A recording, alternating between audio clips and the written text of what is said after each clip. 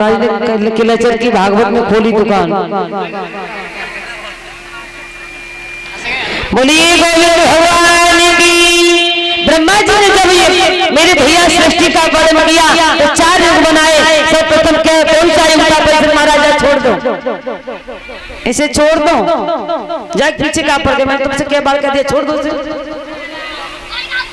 ए बिटिया चलो उठो, वहां बैठो पीछे, लेके चली आई जी जैसे। परिचित जी यहाँ बैठो तक, किसी से बात ना कर, वहीं बैठो, हमें जो उतना कमाई लग रहा, हमें तो उठा ही ना रहे तो। अरे तब तो कबू कछु कर तो कबू खछु प्लास्टिक को कार्टून बैठाए देते तैसे बैठाए दो। बोलिए गोविंद भगवान की। आज देरी नहीं हुई महाराज।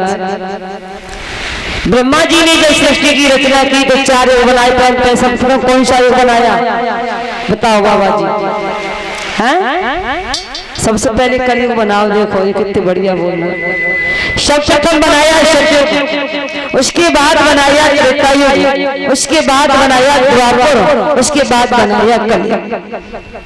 कलयुग ने कहा महाराज मेरे 3 भाई राज्य करके चले गए, तब तो कुछ नहीं बोल पाए। जब हमारा नंबर आया तो तुम ऐसी बातें कर रहे हो, क्यों हमें मार रहे हो? मेरी भैया कहा कि महाराज हमें कोई ऐसे स्थान दे दे जहाँ हम रह सकें। उसी समय परीक्षित ने कहा कि हाँ देते हैं, और बोले ही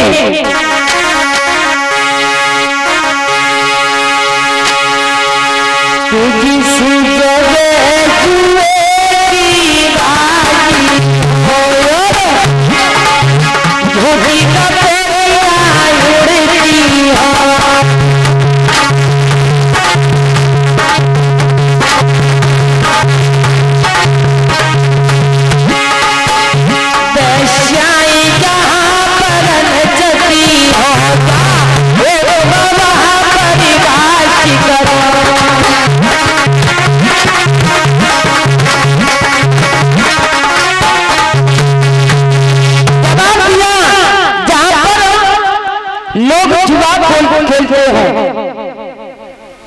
जहाँ लोग शराब पीते हो, जहाँ लोग मदरा पान करते हो, जहाँ माताएं खरंजे पर खड़ी होकर पंचायत करती हो, वहां जाकर निवास करो।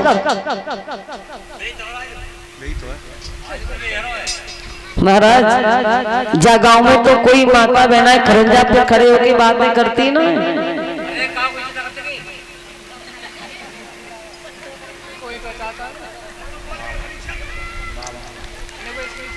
देखिए जहाँ लोग जुआ खेलते हैं वहाँ कलयुग का वास होता है। जहाँ लोग माताएं पंचायत करती है खरंजे पर खड़े होकर माँ वास होता है। जब भैया लोग बैठकर 4-6 गप फड़ा के झूठ मिलाते हैं वहाँ कलयुग का वास होता है। जहाँ भैया लोग शराब पीते हैं, मीट मदरा खाते हैं, वहाँ कलयुग का वास होता है। महाराज आपने देखा होगा पीने वालों की दशा क्या होती है। आप 300 रुपया के पौवा पियाएंगे, घर में बच्चन के लिए 20 रुपये सब्जी नहीं ला सकते। कलयुग ने कहा महाराज तुमने ऐसे स्थान दिए जिस स्थान को पाकर मुझे कभी शांति नहीं मिलेगी। महाराज परीक्षित के मुंह से निकल गई जाओ तो सोने में वास करो। सो उसी समय महाराज परीक्षित सोने का मुकुट बांधे हुए थे, उसी में परीक्षित महाराज के मुकुट में जाकर के कलयुग प्रवेश हो गए। भगवान की। अब सोना तो हम भी पहरे हैं और तुम भी पहरे हैं, लेकिन ऐसे क्यों नहीं? हर किसी पर सवार क्यों नहीं हो सकते? महाराज जो पाप का सोना पहनता है, जो चोरी का सोना पहनता है, जिसे लूटा हुआ सोना पहनता है, उस पर कलयुग का वास होता है। ये परीक्षित जो थे, परीक्षित के बाबा भीम जो थे, भीम महाराज जरासंध से ये मुकुट जबरदस्ती छीन के लाए थे। वो बरसों से रखा हुआ मुकुट महाराज परीक्षित पहन करके आखिर के लिए गए, इसलिए इन पर कलयुग का वास हुआ। जैसे ही कलयुग प्रारंभ हुआ महाराज परीक्षित की सारी खोपड़ी चेंज हो गई, बदल गई। घोड़े से सवार हुए आगे बढ़े, देखा क्या लोमड़ ऋषि की कुटिया है, प्यास लग रही है, आवाज लगाई है बाबा जी मुझे प्यास लग रही है, बाबा जी मुझे प्यास लग रही है, पानी पिला दो। लो पानी कौन पिलाए? लोमस ऋषि तो भगवान के भजन में लीन है। सही आवाज गई है परीक्षित में, बोली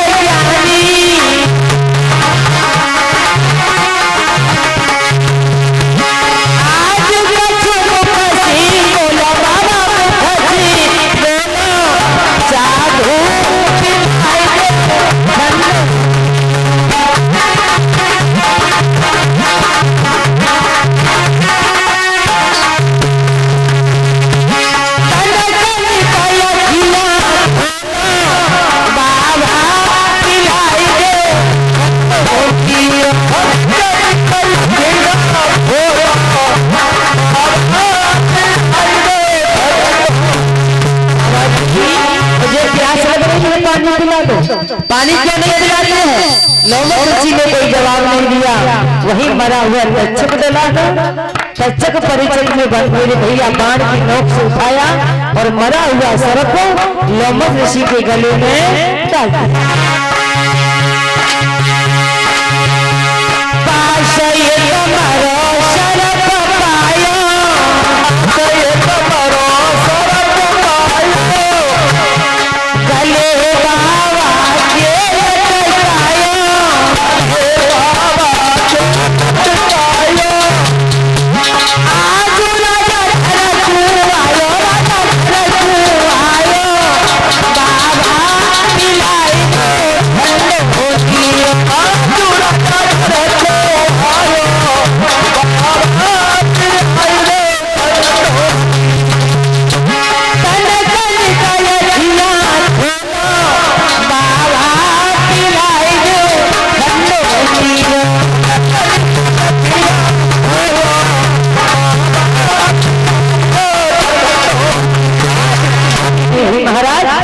जब पानी नहीं पिलाया परीक्षित को क्रोध आ गया। तुरंत मरा हुआ सर्प उठा करके बाण की नोक से लोमस के गले में डाल दिया। डाल करके घर चले आए।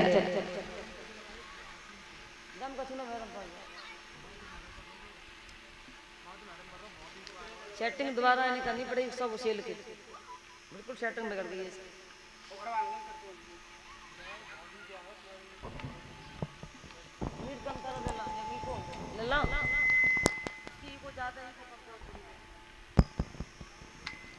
आज देरी नहीं हुई है। श्री सूत जी समझाते हुए बोले हैं कि हे शौनकादिक ऋषियों, इधर तो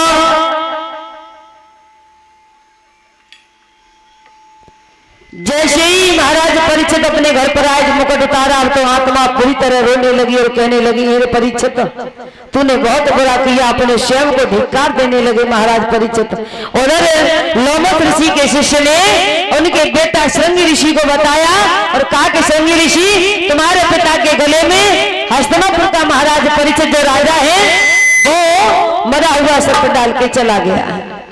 मेरे भैया श्रृंगी ऋषि ने कमंडल से जल लिया और जल लेकर के महाराज परीक्षित को श्राप दे दिया। कहा कि परीक्षित तुम्हारे पिता के तुमने मेरे पिता के गले में मरा हुआ सर्प डालकर अपमान किया है, तो जाओ मैं तुम्हें श्राप देता हूँ कि वही तक्षक जिंदा होकर के तुम्हें 7वें दिन डस लेगा और तुम्हारी अकाल मृत्यु हो जाएगी। महाराज जब तो लोमस ऋषि के पास आए वो तक्षक निकाल के फेंक दिया। श्रृंगी ऋषि ने सारा हाल बताया। तब लोमस ऋषि ने अपना एक शिष्य भेजा और कहा कि जाओ परीक्षित से कह दो काल मृत्यु बचने से वो अपने कोई उपाय कर। महाराज परीक्षित को जब बताया तो किसी कोई कहता है गंगा स्नान करो तो तुम्हें मुक्ति मिल जाएगी, कोई कहता है गौदान करो तो मुक्ति मिल जाएगी, कोई कहता है तुम सोना दान करो तो मुक्ति मिल जाएगी, कोई कहता है वस्त्र दान करो तो मुक्ति मिल जाएगी। लेकिन 1000 दान किए मुक्ति फिर भी नहीं मिली। महाराज जब कहीं मुक्ति नहीं मिली उसके बाद बाबा नारद ने कहा कि तुम गंगा पर जाओ और गंगा पर जाकर के तुम्हारी मुलाकात व्यास के पुत्र बेटा सुखदेव से होगी, उसके बाद ही तुम्हारा कल्याण हो सकता है, ऐसे कल्याण नहीं होगा। महाराज परीक्षित गंगा जी पर जाने के लिए तैयार हुए, उनकी पत्नी नवल पे आकर रोने लगी। कहाँ जा रहे हो पिया? मेरे भैया महाराज परीक्षित ने अपने बेटा जन्मेजय को बुलाया और जन्मेजय को राज तिलक सौंपने के बाद में कहा कि अब हम गंगा पर जाते हैं मुक्ति का द्वार ढूंढने के लिए, तुम हमारा कुंड छोड़िए, आज देरी नहीं हुई। जब ये कहा कि तुम हमारा पीछा छोड़िए, आज तो मेरे श्रोताओं महाराज परीक्षित गंगा पर जाने के लिए तैयार हुए से नवल देव बुरी तरीका से रोने लगी और कहने लगी, बोली है कि पति बिना हे जीवनी बेकारी पियामती जइयो गंगा जी को।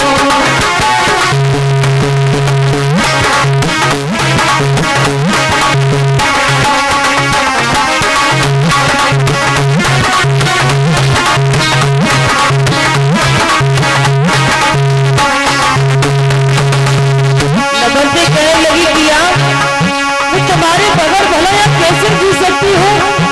तुम्हें इतना पता नहीं कि पति के बिना पत्नी का दुनिया में कोई नहीं है? मैं भी साथ चलूंगी। परीक्षित ने नाना बहुत से समझाया, बच्चे ऐसे नहीं करते, हम अकेले आए अकेले ही चले जाना है। नवल से रो करके कहने लगी पिया बात तो सुनो, पति ब्रह्मा पति विष्णु पति ब्रह्मा पति ब्रह्मा पति विष्णु पति ब्रह्मा पति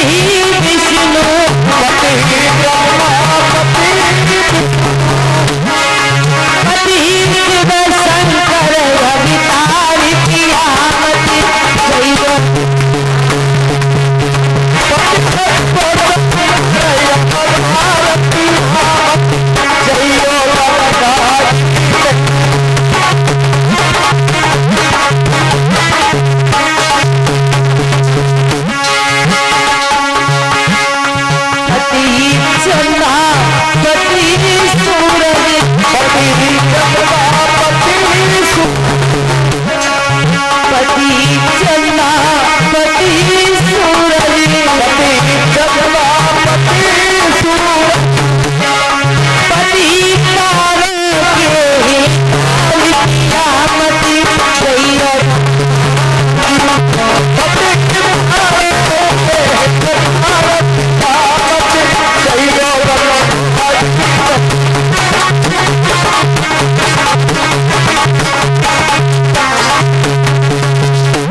नवल जी रोने लगी। रोती हुई नवल जी को परीक्षित ने वहीं छोड़ दिया। महाराज आज देरी नहीं हुई, गंगा जी पर आ जाते ही।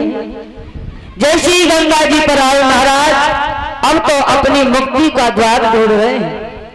और इधर अब देखते थे सुखदेव जी की तरफ। श्री सुत जी समझाते हुए बोले ही कि ईश्वर का ऋषि हूँ, एक लाइन का कीर्तन सभी माता बहना ताली बजा के गाएं और उसके बाद आगे की कथा।